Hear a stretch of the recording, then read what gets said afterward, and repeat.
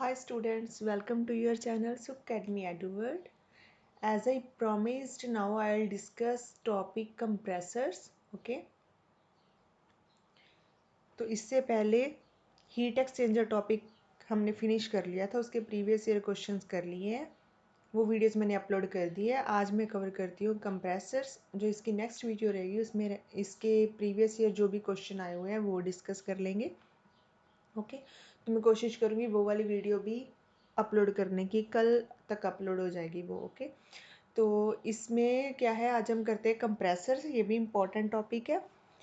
तो कंप्रेसर्स में क्या है, ये एक तरह का हेल्प करते हैं गैसेस को कंप्रेस करने के लिए। ओके, तो उसमें उनका प्रेशर इंक्रीज करते हैं कंप्रेसर्स, जहाँ तो उनकी क्या कर देते हैं, वेलोसिटी को डिक्रीज करते हैं, काइनेटिक एनर्जी के साथ डील करते हैं, जहाँ फिर उनकी अल्टीमेटली क्या है, वॉल्यूम डिक्रीज कर देते हैं गैसेस की।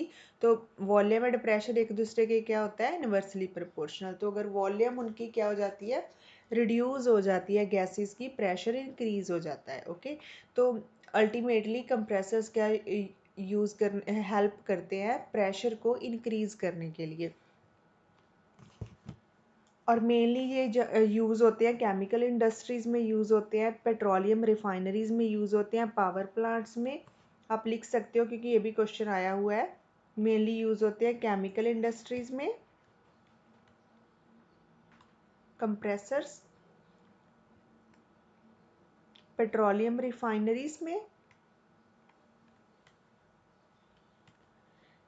पावर प्लांट्स में,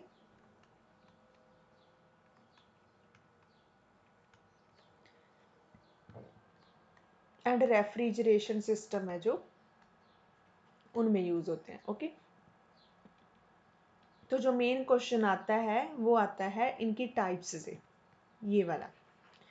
तो अगर हम इनके टाइप्स की बात करते हैं तो अल्टीमेटली ये पर दो टाइप के होते हैं। एक होता है पॉजिटिव डिस्प्लेसमेंट कंप्रेसर और दूसरा होता है dynamic compressor. Positive displacement compressor, dynamic compressor. और इसके बाद जो पॉजिटिव डिस्प्लेसमेंट कंप्रेसर है वो फर्दर दो तरह का है, reciprocating compressor, rotary compressor. Dynamic compressor आगे दो तरह का है, centrifugal compressor, axial compressor. Okay, तो थोड़ा थोड़ा सा बताती हूँ इनके बारे में।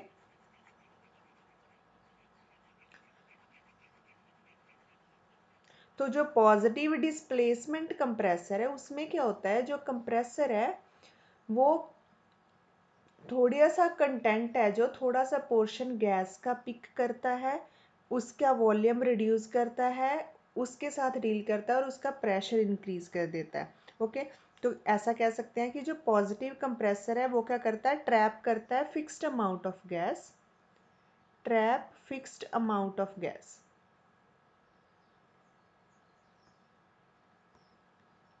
तो फिक्स्ड पर्टिकुलर अमाउंट होती है जो गैस की, उसको ट्रैप करता है, उसके बाद उसकी वॉल्यूम रिड्यूस करता है और उसका प्रेशर इंक्रीज कर देता है।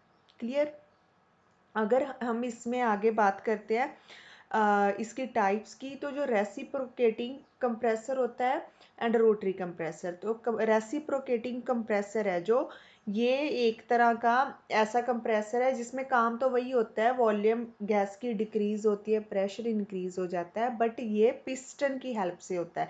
तो इस कंप्रेसर की जो अरेंजमेंट है, कंस्ट्रक्शन हुई हुई है, इसके इंफ्रास्ट्रक्चर वो जो है, इसमें पिस्टन लगा होता है। ओके, तो ये बेसिकली जो परफॉर्म करता है based on piston cylinder mechanism. तो सिलेंड्रिकल शेप के अंदर एक पिस्टन होता है जो मूव करता है और वॉल्यूम चेंज होती है उससे और प्रेशर पे इफेक्ट पड़ता है। तो इसमें फॉलो होता है piston cylinder mechanism. Clear, piston cylinder mechanism. और ये जो यूज होता है रेसिप्रोकेटिंग कंप्रेसर, ये जितनी भी हाई प्रेशर बेस्ड एप्लीकेशंस है वहां पर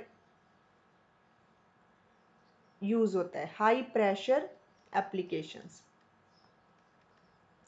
और अगर पिस्टन इसके अंदर एक तरह का सिलेंडर टाइप होता है, ओके, सिलेंडर का स्ट्रक्चर होती है, उसके अंदर जो पिस्टन होता है वो मूव करता है लाइक दिस। तो अगर पिस्टन मूव करता है इसके अंदर, तो पिस्टन को मूव करवाने के लिए यहाँ पर क्या होता है, स्मूथली पिस्टन मूव कर सके, ऑपरेट कर सके सिलेंड्रिकल स्ट्रक्चर के अंदर, तो यहाँ पर लुब्रिकेशन रिक्वायर होती है, रिक्वायर्स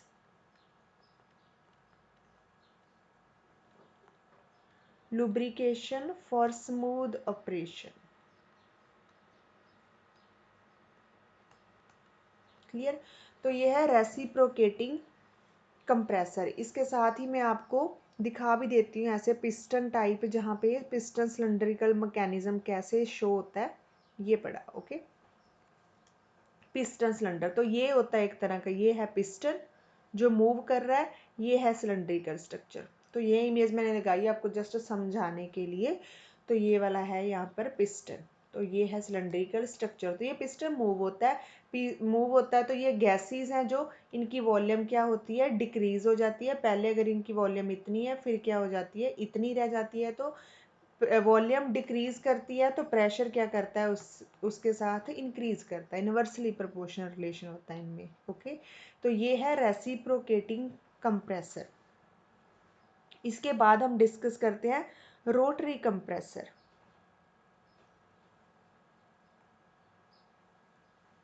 रोटरी कंप्रेसर, तो रोटरी कंप्रेसर जो होता है, इसमें क्या होता है, वही कंप्रेसर ही होता है।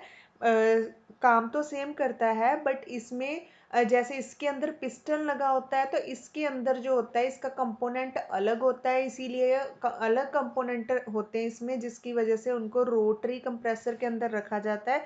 जो कंपोनेंट यूज किए जाते हैं इसमें, वो होते हैं screw and when. Screw and when, तो स्क्रू तो आपको पता ही है। तो रोटरी कंप्रेसर जो होता है वो भी फर्दर दो तरह का होता है रोटरी कंप्रेसर। एक तो होता है स्क्रू कंप्रेसर,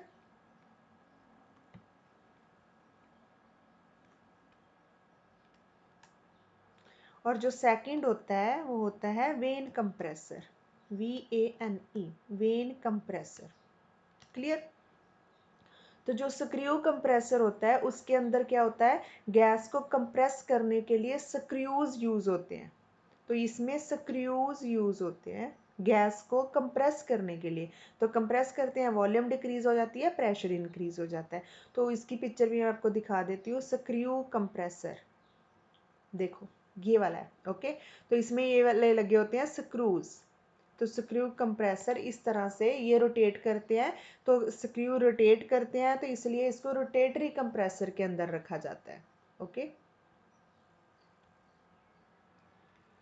दूसरा है वेन कंप्रेसर। तो वेन भी एक तरह के ब्लेड्स होते हैं। ओके, तो इसमें क्या होता है, वेन कंप्रेसर के अंदर गैस को कंप्रेस करने के लिए, गैस के कंप्रेशन के लिए रोटेटिंग वेन्स, यहाँ पर स्क्रू कंप्रेसर के अंदर रोटेटिंग स्क्रूज यूज होते हैं। और वेन के अंदर क्या होता है, वेन कंप्रेसर के अंदर रोटेटिंग वेन्स यूज होते हैं। एक तरह के ब्लेड्स टाइप स्ट्रक्चर होती है इनकी। रोटेटिंग वेन्स, VANES, ये यूज होते हैं गैस को कंप्रेस करने के लिए, फॉर कंप्रेशन। तो इनकी आप देख सकते हो स्ट्रक्चर, वेन्स लाइक ये वाले। ओके, तो ये एक तरह के, ये एक स्ट्रक्चर होती है वेन्स की, एक व्हील टाइप, उसके ऊपर ये वाली स्ट्रक्चर होती है एक ब्लेड से। ओके, ये वेन है, veins type, rotating veins.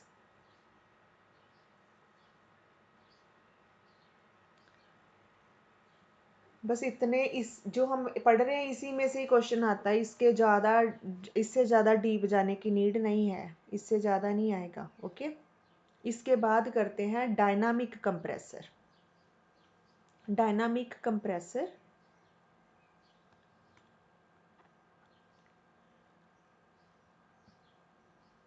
Okay, तो जो डायनामिक कंप्रेसर होता है ना, उसमें क्या होता है, जो गैस की वेलोसिटी है उसको चेंज कर दिया जाता है। उसकी वेलोसिटी चेंज होने के साथ गैस की वेलोसिटी को चेंज कर दिया जाता है।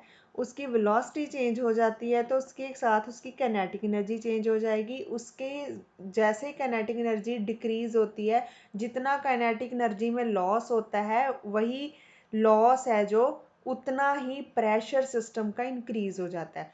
तो यहाँ पर क्या होता है, वेलोसिटी गैस की क्या होती है, डिक्रीज हो जाती है। ओके, गैस की वेलोसिटी डिक्रीज हो जाती है, वेलोसिटी डिक्रीज होगी, काइनेटिक एनर्जी उसकी डिक्रीज हो जाएगी। जैसे काइनेटिक एनर्जी डिक्रीज होती है तो काइनेटिक एनर्जी का जो लॉस हुआ है उतनी काइनेटिक एनर्जी है जो उसको कन्वर्ट कर दिया जाता है प्रेशर एनर्जी के अंदर। तो उतना ही सिस्टम का प्रेशर है जो इंक्रीज कर जाता है। क्लियर?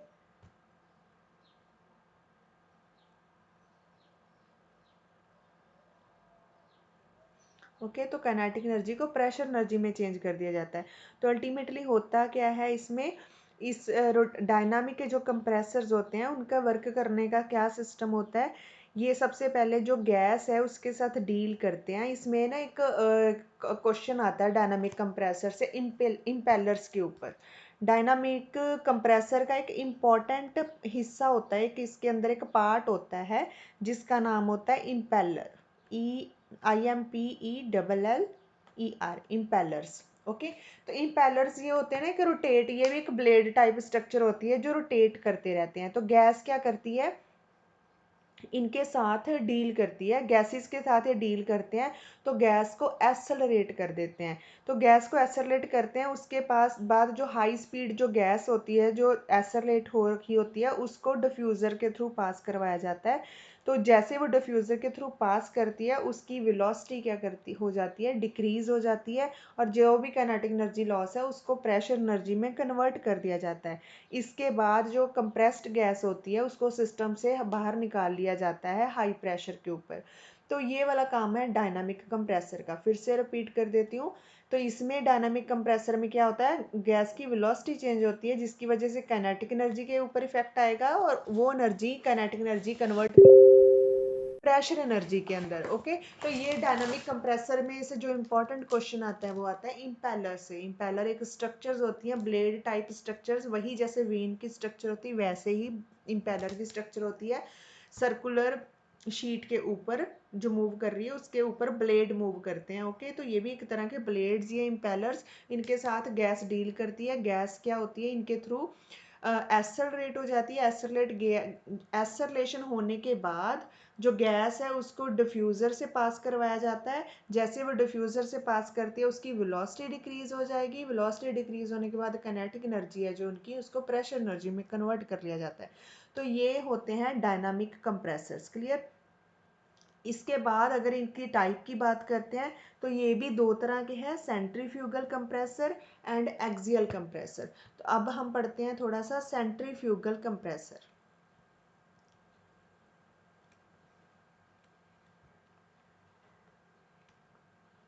सेंट्रीफ्यूगल कंप्रेसर, तो सेंट्रीफ्यूगल कंप्रेसर वही है जिसमें क्या होते हैं, रोटेटिंग इम्पेलर्स यूज होते हैं। इसमें यूज होते हैं रोटेटिंग इम्पेलर्स।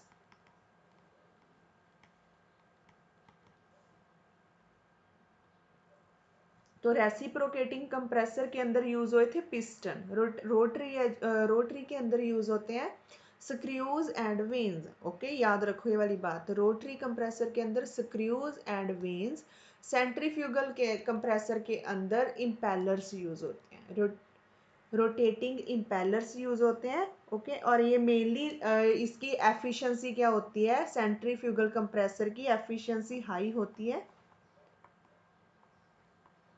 और हाई एफिशिएंसी होने की वजह से जितनी भी लार्ज इंडस्ट्री में एप्लीकेशंस है, लार्ज इंडस्ट्रीज में हर जगह पे सेंट्रीफ्यूगल कंप्रेसर यूज होता है। तो बस इतना करना है। इसके बाद अगर हम बात करते हैं एक्सियल कंप्रेसर की, तो एक्सियल कंप्रेसर के अंदर मल्टीपल ब्लेड्स यूज किए जाते हैं, मल्टीपल ब्लेड्स। तो अब आपको याद रहेगा, रेसिप्रोकेटिंग कंप्रेसर के अंदर पिस्टन, रोटरी के अंदर स्क्रूज एंड वेन, सेंट्रीफ्यूगल के अंदर impellers shape like blades. Okay, and axial compressor के अंदर बहुत सारे ब्लेड्स यूज किए जाते हैं, मल्टीपल ब्लेड यूज किए जाते हैं और सारे जो ब्लेड्स हैं डिफरेंट स्टेजेस होती हैं उसके अंदर, वहां पर लगाए जाते हैं। तो मल्टीपल ब्लेड स्टेजेस यूज की जाती हैं। यूज किसके लिए यूज की जाती हैं? For compression of gas, gas को कंप्रेस करने के लिए। क्लियर?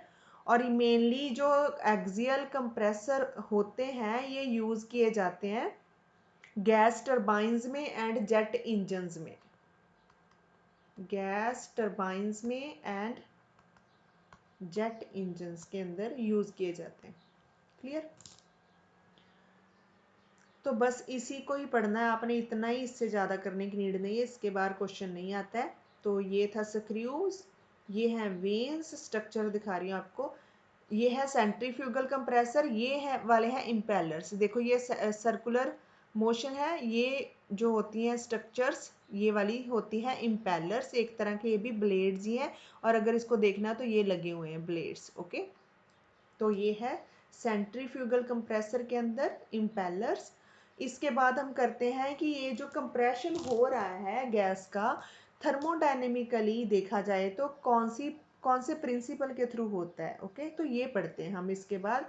तो जिसके बेस पे आता है थर्मोडायनेमिक एनालिसिस करते हैं कौन से प्रिंसिपल्स के थ्रू जो गैस कंप्रेस होती है, गैस का कंप्रेशन होता है। तो यहाँ पर 3 प्रिंसिपल जो फॉलो होते हैं, डिफरेंट प्रिंसिपल्स हैं। One is isentropic compression, isothermal compression, polytropic compression. First is isentropic compression. तो इसमें क्या होता है, आइसोट्रोपिक भी कह सकते हो आप। इसके अंदर हीट ट्रांसफर नहीं होती, एक तरह का आइडियल सिस्टम है, इसके अंदर कोई भी हीट ट्रांसफर नहीं होती है। No heat transfer, heat constant रहती है, नो हीट ट्रांसफर सिस्टम में। इसके बाद आइसोथर्मल है जो, उसका तो पता लग ही रहा है, आइसोथर्मल मीनिंग, आइसो का मीनिंग सेम, थर्मल का मीनिंग टेम्परेचर, तो जिसमें टेम्परेचर कांस्टेंट रहता है गैस का, तो टेम्परेचर रिमेन्स कांस्टेंट। क्लियर? इसके बाद डील करते हैं पॉलीट्रॉपिक कंप्रेशन। ये भी एक तरह का प्रिंसिपल के अंदर ही होता है पॉलीट्रॉपिक कंप्रेशन। और जितनी भी रियल वर्ल्ड कंप्रेसर्स हैं वो सारे, जितने ये आइडियल सिस्टम है ना, जितने भी रियल वर्ल्ड एग्जाम्पल्स हैं, real world examples, real world compressor, सारे और सारे के सारे ही पॉलीट्रॉपिक कंप्रेशन प्रिंसिपल हमें शो करते हैं। तो पॉलीट्रॉपिक कंप्रेसर को अगर हमने समझना है तो हम इस इक्वेशन के थ्रू समझ सकते हैं। तो ये भी एक तरह की पॉलीट्रॉपिक कंप्रेशन थर्मोडायनेमिक प्रोसेस ही होती है, जो मेनली जो बेस्ड होती है, एक रिलेशनशिप होता है प्रेशर एंड वॉल्यूम के बीच में, PV⁴ is equal to constant. तो इसके बेस पे पॉलीट्रॉपिक जो कंप्रेशन है वो वर्क करता है। इस इक्वेशन के अंदर जो n होता है, आपने पहले भी पढ़ा होगा, n क्या है, पॉलीट्रॉपिक इंडेक्स होता है। ओके, पॉलीट्रॉपिक इंडेक्स होता है, ये ध्यान से देख लो, इसमें से क्वेश्चन आ सकता है पॉलीट्रॉपिक कंप्रेशन से। PV⁴ is equal to constant. n क्या होता है इसमें, पॉलीट्रॉपिक इंडेक्स होता है। थर्मोडायनेमिक प्रोसेस ही है, उसको देखना है कौन सी वाली है, कौन सा प्रिंसिपल फॉलो कर रही है। तो ये वाली इक्वेशन यूज की जा सकती है, जनरल इक्वेशन। n होता है पॉलीट्रॉपिक इंडेक्स, और ये हेल्प करता है to determine nature of process, nature of process. Okay,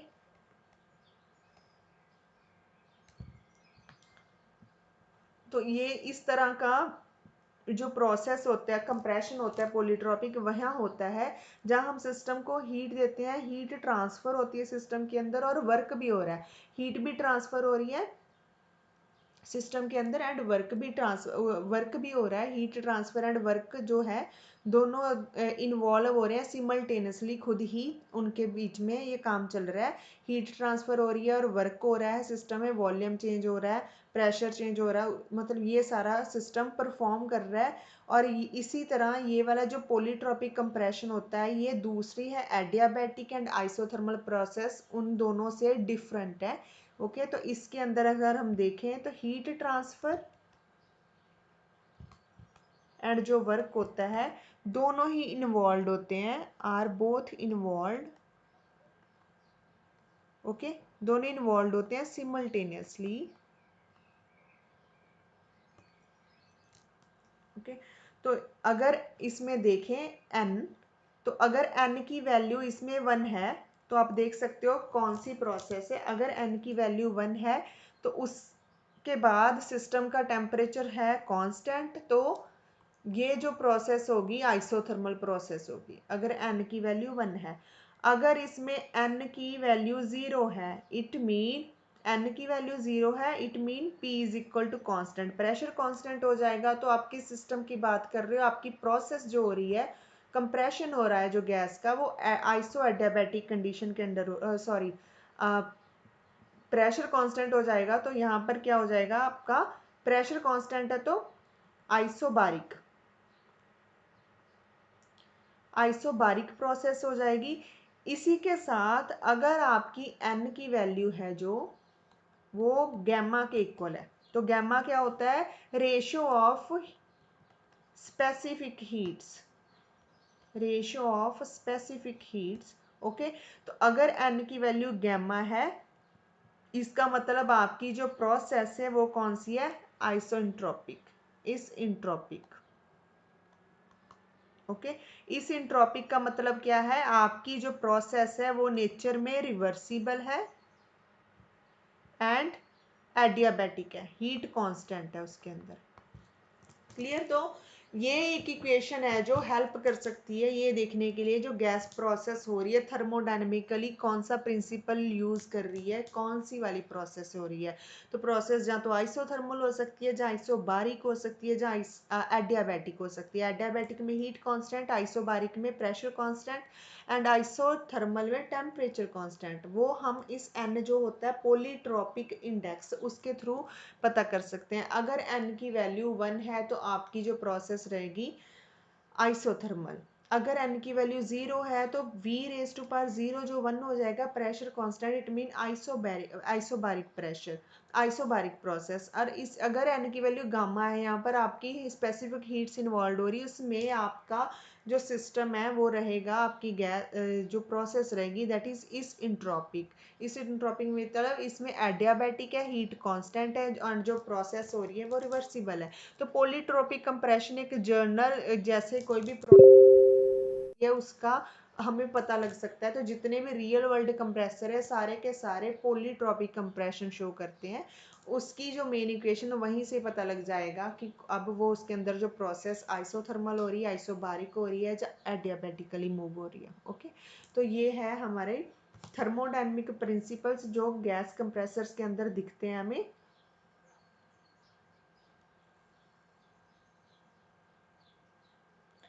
okay, तो इसके बाद अब हम डिस्कस करते हैं पैरामीटर्स। तो जो कंप्रेसर्स वर्क करते हैं उनकी परफॉर्मेंस देखनी है हमने कि उनकी परफॉर्मेंस हम किन चीज़ों से देख सकते हैं। तो कंप्रेसर्स के अंदर जो मेनली पैरामीटर्स जिसके साथ हम डील करते हैं, one is compression ratio, other is volumetric efficiency, adiabatic efficiency.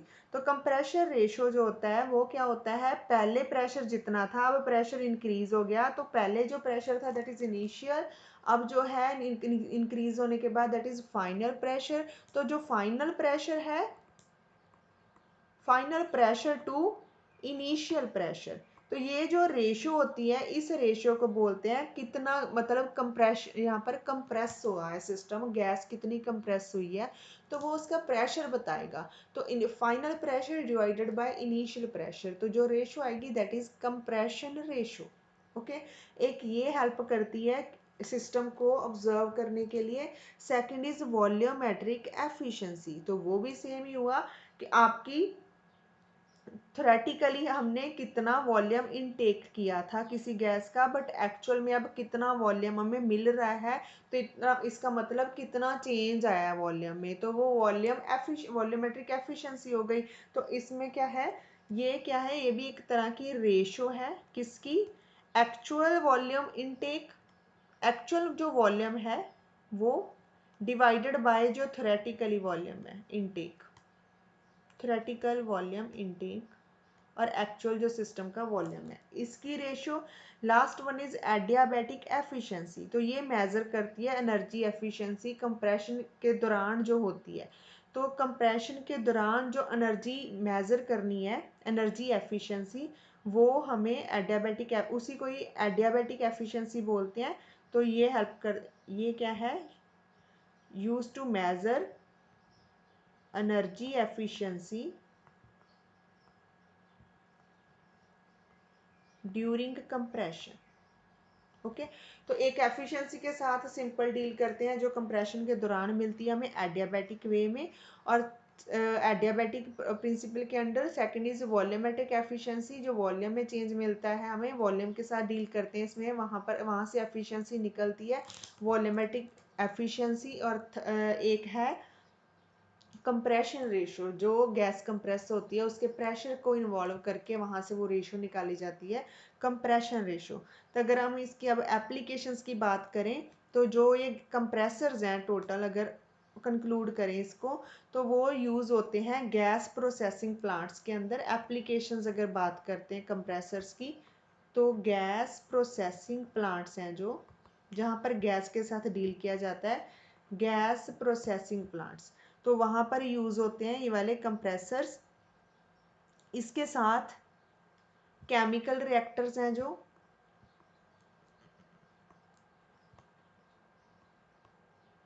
वहाँ पर यूज़ होते हैं। रेफ्रिजरेशन साइकिल्स हैं जो, वहाँ पर यूज़ होते हैं रेफ्रिजरेशन साइकिल्स। और last one is compressed air systems है जो, वहाँ पर यूज़ होते हैं कंप्रेस्ड एयर सिस्टम्स। तो ये होगी इनकी एप्लीकेशंस।